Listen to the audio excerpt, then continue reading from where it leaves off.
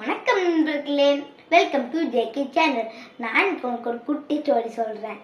ஒரு மனுஷர் பாலைவனத்தில் நடந்து போயிட்டு இருக்காரு. அப்போ ஒருத்தர் ஒட்டகத்தில் வராரு. அப்போ அவர் போய் கேட்டாரு, இவர் ஒட்டகத்தில் வராருல, ஒரு செருப்பு போட்டிருக்காரு, நம்ம போய் செருப்பு கேட்கலாமான்னு அவரும் போய் கேட்டார். ஒட்டக்காரரே எனக்கு உங்க செருப்பு மட்டும் தரீங்களா? என் கால் ரொம்ப சுட்டுது, நீங்க ஒட்டகத்துல தானே போறீங்க.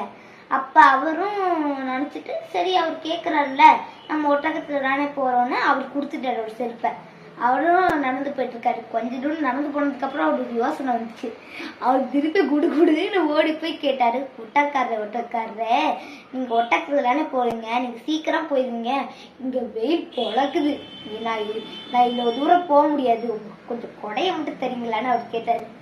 சரி, திருப்பி கொடையை தானே கேட்கிறாரு, சரி தரலாம். அவரு கொடையை தந்துட்டாரு. அப்புறம் நடந்து போயிட்டு இருக்காரு. கொஞ்ச தூரம் கழிச்சு அவருக்கு இன்னொரு யோசனை.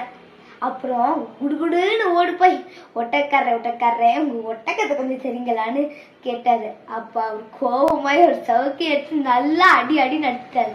ஃபர்ஸ்ட் நீ தேவைக்கு கேட்டே தண்ட, அப்புறமா அவன் ஆசை கேட்ட தண்ட, திருப்பி பேராசைப்பட்டு ஒட்டகத்தையே கேட்குறியான்னு திட்டிட்டு அவர் போயிடாரு. ஃப்ரெண்ட்ஸ், பேராசை பெருநஷ்டம். நம்ம நம்ம தேவைக்கு வரலாம், அப்புறமா ஆசைக்கு படலாம், ஆனா பேராசைப்படக்கூடாது. சரி, நன்றி ஃப்ரெண்ட்ஸ். அன்புடன் ஜெய கிருஷ்ணா.